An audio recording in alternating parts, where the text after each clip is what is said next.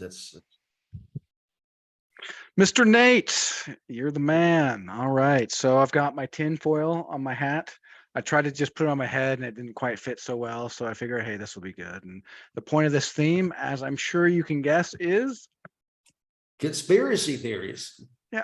But Nate actually had a really good idea that we don't really want to go and like scream and shake our fists at people about like these conspiracy theories, and really just kind of want to talk about things, intellectualize them, and hey, does this sound like something that could be true? And if so, where's the harm in asking a question? Does that sound about the spirit of kind of where we want to approach this? Exactly. I mean, there's other there's other places where people can go, where they can get into the weeds and stuff like that.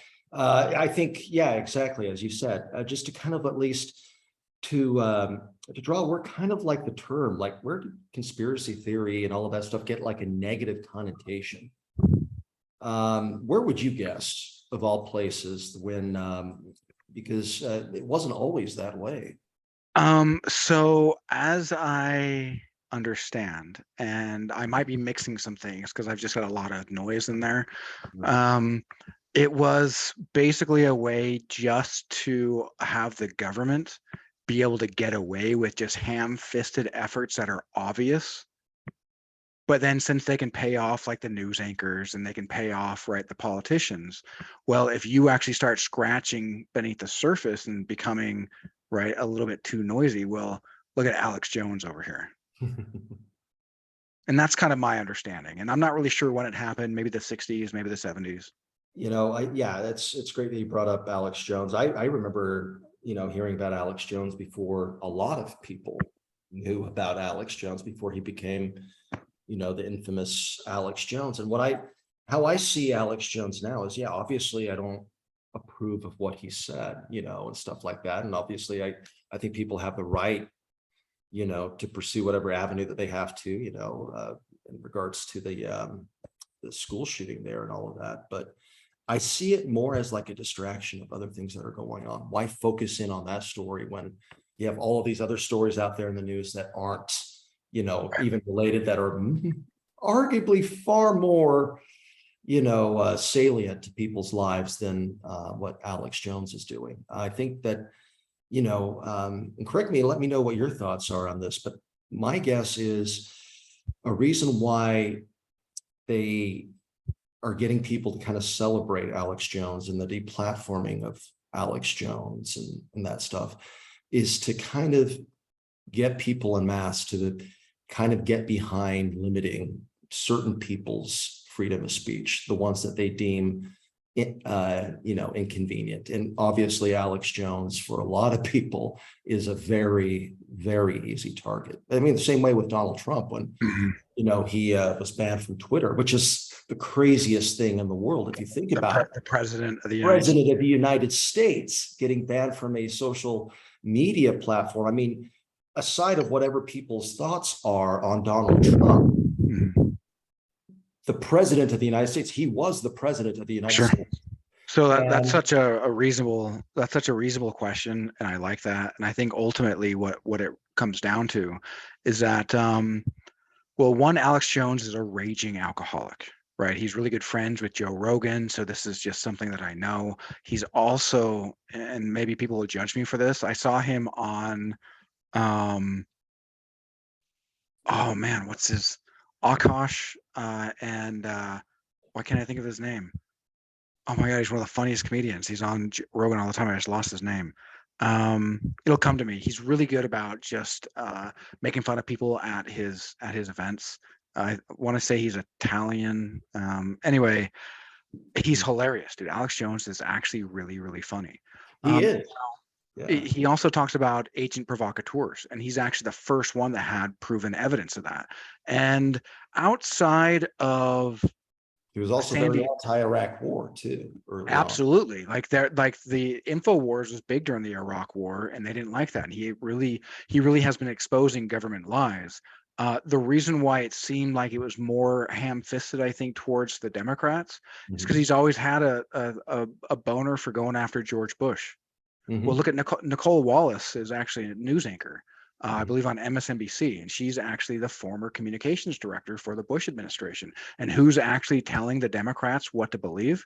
Well, these news anchors. So yeah, that's why it really appeared like Alex Jones was going after Democrats, because the Democrats are actually neocon Republicans. There Yeah, is go no ahead. difference. It is the uniparty. Yeah. And that's one I think to kind of harp on a little bit of what I was saying is going more in like the anarchy route. Is most people think of the left, right, you know, Mhm. the structure, you go right, you go left, but people also forget there's a vertical Yeah. line to that as well. And one of them leads up towards more authoritarianism, or let's say statism. And the other direction goes more towards anarchy. Mhm.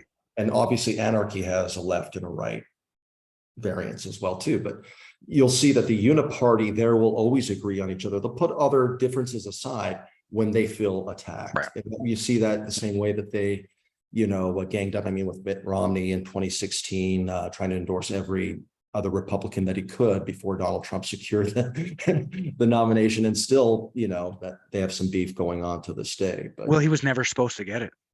He was never no, supposed to get it. And so to answer your 100. question about, why do I think that, trying to get the citizenry buy-in of deplatforming or just kicking people off of the, social town square. Well, you said that you are a Noam Chomsky anarchist. Yeah. Yeah, and I would consider myself, although I don't really say, left, right. For me Mhm. right now, I'm just say I'm an anarchist. But yeah, if you're going to put me in the corner, yeah, I'm more of a left wing anarchist than say a right. He has a very famous line, and I'm going to misquote it, guarantee. So it's going to be a paraphrase Mhm. about the First Amendment. And do you see where I'm going there? And do you have an idea of what I'm going to say? Go ahead and finish it. I just want to make sure I got the Yeah, if you gist. don't believe in the First Amendment, for somebody that you just vehemently disagree with and that you absolutely hate, well, then you don't believe in the First Amendment. Yeah, yeah, yeah. Yeah, I've heard him say something very similar to that too, where he says, freedom of speech is absolute. You either believe in it or Yeah. you don't. There's Well, just one. because the thing is, it's so much easier to convince me that somebody else is lying than to convince me of the truth. And so if Mhm. you convince me of somebody else is lying, then it's really easy to demonize me. Well, and then if it's really hard for me to, pay my bills, and I see that people who don't toe the line are the social pariahs, well, I might just be a little bit more inclined to listen to what you have to say, and not stand up. Right? What's that thing? You were in progressive circles, same as I was. There's a thing. First they came for the Jews, and they came for the blacks, and they came for the queers, and then they came for me. Well, that's really how the First Amendment works. If you undermine any of it, well, you've pulled the linchpin, and it's all going to crumble. Well, I've heard that, even back like in the 60s and stuff like that, when the government started like cracking down on like extreme right wing, neo-Nazis and stuff like that, that it was sometimes the black churches and stuff like that that also, protest too, because they knew that, oh, they're going after them. They're going to eventually come after us too, because anything that challenges their authority, anyone who does it, Mhm. Well, uh, and Martin Luther King didn't get assassinated until he started uniting poor white and black folk. When he started getting the poor sewer, and like garbage workers, that's when it's like, oh, and also he became very anti-war. yeah, And he started embracing, I think at least they don't, you see, it's great. Even the neoliberal Democrats, they love to quote Martin Luther King and stuff like that on matters on race and stuff. They forget about a lot of his other quotes and stuff that he had to say about economics and, you know, um, socialism even, they kind of overlook all of that. And then what's even more hilarious is they try to make it look like Barack Obama is the spiritual successor to Martin Luther King. And if Martin Luther King were alive during the Obama years, he would be utterly appalled. The whole so droning and all of that is something yeah. that Martin Luther King Jr. would be completely adamantly against. So I'm curious though. Do you really think that they ignore it, or do you just think that their education around Martin Luther King has just been sanitized, so they literally just don't know? Because the most likely scenario are we're dealing with incompetence and buffoons and not evil people. Yeah, And evil is just really easy to exploit out of incompetent buffoons. I think for some, then yeah, for some that probably haven't, but this information is, I mean, I'm not somebody who's, incredibly well educated on all that. It just takes a couple simple Google clicks to find out. So if I can do that, then easily some of these people, who are historians and, Ivy League experts that have studied everything that this man has Not when written. you got all these dollar bills blocking your vision, bro. I mean, Yeah, you exactly. got It's hard to Raytheon paying see. your bills, Hard to man. see. It's hard to overlook, but then again, people tend to, you know, overlook things like that too, to kind of suit their own narrative. And that kind of ties into what I was going into with the whole conspiracy side of it is that, well, let's kind of, most of the time when let's get behind the negative connotations of what conspiracy theorists are. What it really means in essence is to be a conspiracy theorist is to be someone who's very critically minded. And we do know it's a historical and it's a fact that people do conspire with one another. Mhm. That's a fact. Or else what is the mafia? It's organized crime, people conspiring with one another. That's Well, the yeah. definition. Well, why? What's the reason of 19 hijackers blowing up the Twin Towers? 15 come from Saudi Arabia, and all of a sudden they're all released, no questions asked. Excluding whether or not people buy that our government either knew or ignored or was somehow involved with 9/11, the very definition that you had 19 hijackers is proof of a conspiracy. That's And not, they that's somehow not came proof from of a a fucking conspiracy. cave. Yeah, exactly, exactly. So They we do conspired. know that conspiracies happen, and we do know that people in power will conspire with one another to preserve their own Yeah. influence or power. I mean, look at what happened to Julius Caesar, Well, stabbed, that yeah. was a complete conspiracy. That wasn't a theory, that actually happened. Well, and what you said about people in power. Well, let's talk about World War II, right? It's suggested that we conspired to allow the Japanese plane in that never would have gotten in. Why? So we get pulled in the war because 100 to 1 people about died on the Russian side. If it weren't for the Russians, we would likely be speaking German across the world. On top of that, since I've worked in medical research for as many years as I had, I've had to read the Belmont Report a lot, and it's really boring. But the Belmont Report talks all about basically Project Paperclip, which is where we went in after the Nuremberg trials and like, yo, you guys are freaking evil, and here's your penance. Americans went in and saved them. Well, who also was trying to get in and get those scientists? Well, also the Russians. And who did we rebuild? Whose country did we rebuild? Well, Germany. Did we rebuild Russia? No. We actually tried to hasten the collapse of the Soviet Union even more, and we turned them into a boogeyman. And then, if you really want to take that to a step further, if you watch like the UFO files unclassified, like they've got all these files. There's been so much written about Adolf Hitler and his love of the occult. Well, there was a lady, I can't remember her name. In fact, my master ed was just like, look, whatever your connection is, look, you can be used and be aware of that.